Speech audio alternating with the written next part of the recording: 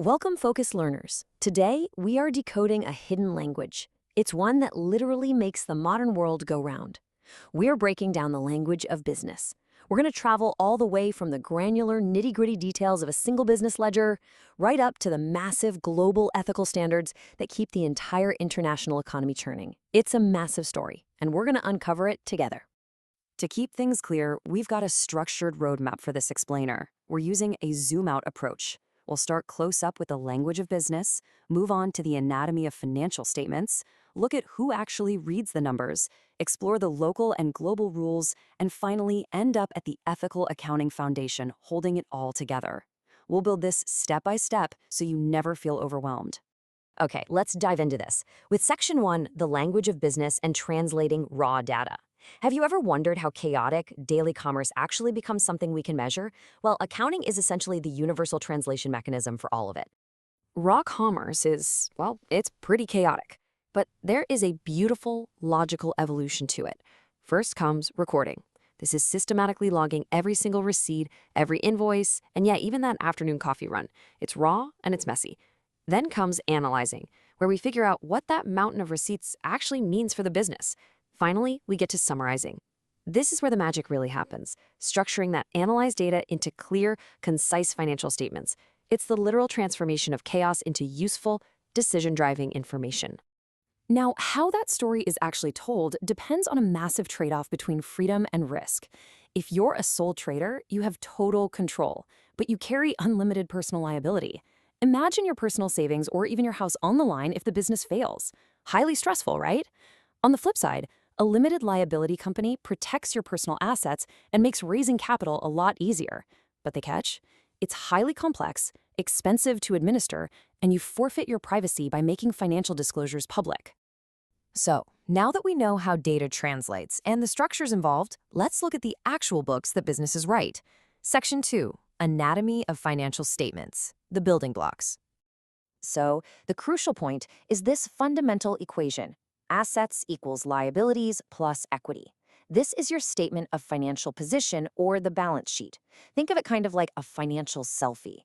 It's a snapshot taken at one specific millisecond showing exactly what a business owns, its assets, and what it owes, its liabilities.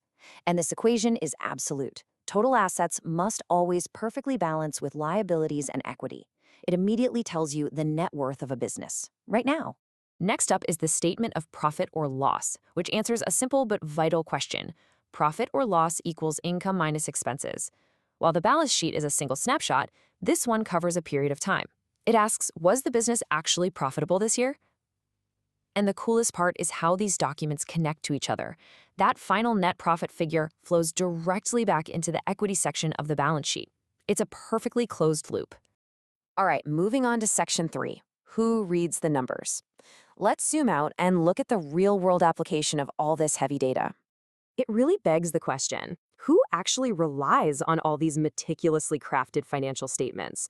Who desperately needs to read this translated language of business? And this brilliantly illustrates how different users hunt for entirely different clues within the exact same statements. Investors, well, they peer into the numbers looking for long-term profitability and growth to ensure a solid return on their investment. Lenders, like banks, they generally don't care about massive growth. They just want to see enough liquidity and solvency to ensure their loans are secure. The government is hunting for accurate profit reporting for taxation. Even employees are looking at these numbers to gauge company stability and their own job security. So it's one document, but viewed through many different lenses. With so many competing interests, strict oversight is absolutely crucial. That brings us to Section 4. Local and global rules. Think of these as the directors and critics keeping the financial story true and fair. Let's take Nepal as a great case study of a local framework. The Institute of Chartered Accountants of Nepal, or ICAN, operates under a statutory self-regulatory model, setting ethical standards and issuing licenses. Under their watch, the Accounting Standards Board handles the reporting rules, while the Auditing Standards Board handles the auditing rules. It's a tight, interlocking machine specifically designed to enforce professional integrity across the board. And you have to remember, these rules aren't static. They are a living, breathing ecosystem that's constantly evolving. For example, in 2025, Nepal Rashtra Bank is implementing strict new procedures for financial statement publication. And by April 2026, the Securities Board of Nepal, CBON, is introducing tighter financial scrutiny to spot immediate red flags in IPO applicants. The regulatory net is constantly tightening to protect those diverse users we just talked about. Let's move to and see how this builds into something even bigger. This local oversight perfectly mirrors a massive global infrastructure. Under the international IFRS system, you have a foundation providing governance and funding. Then there's the independent ISB actually writing the standards, and advisory councils stepping in for strategic advice and guidance on tricky implementation issues. Local standards, just like Nepal's, align directly with this expansive global web. But why does this massive global infrastructure matter to us? Because the ultimate purpose of the IFRS is to create a single set of high-quality, understandable, enforceable, and globally accepted financial reporting standards. It's all about global standardization. If an investor in New York is looking at a company in Nepal or London, they need to know the financial language is exactly the same. It reduces costs, increases transparency, and drives massive economic efficiency for cross-border investments. Which brings us to our final chapter, Section 5, the Ethical Accounting Foundation. This is the undeniable core of the entire financial system, human ethics. The International Ethics Standards Board, the IESBA, outlines 5 fundamental principles for every professional: integrity, objectivity, professional competence, confidentiality, and professional behavior.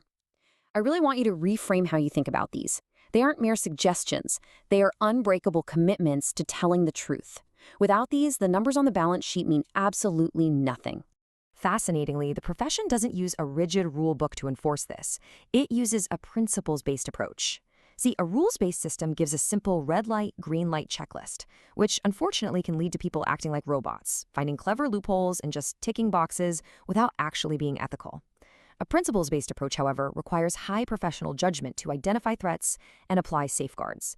It is infinitely more adaptable across diverse cultures and those really complex new business environments. Now, what's really interesting about this is how rapidly this principles-based code is evolving to future-proof the profession. Back in July 2017, the Nepal Framework allowed accountants to override confidentiality to report illegal acts.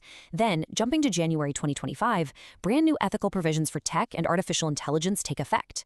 By June 2025, tax planning will require a credible basis in law. Add in strict new sustainability assurance standards to combat massive corporate greenwashing risks by December 2026, and you see a code that is constantly scrambling to battle modern threats. At the center of all this heavy data, all these global regulations, and all this complex technology is a deeply humanizing mantra. Be ethical, apply judgment. That is the entire philosophy of principles-based ethics right there. It places the ultimate responsibility right back onto the shoulders of the individual human being. Which brings us to our final provocative thought for this explainer. As artificial intelligence fundamentally changes how data is processed, and as global markets become even more seamlessly interwoven, will professional human judgment be enough to maintain ultimate financial trust? It's a massive question, and one the business world is having to answer in real time. Thank you so much for joining me today. Keep asking those big questions, keep learning, and I'll see you in the next explainer.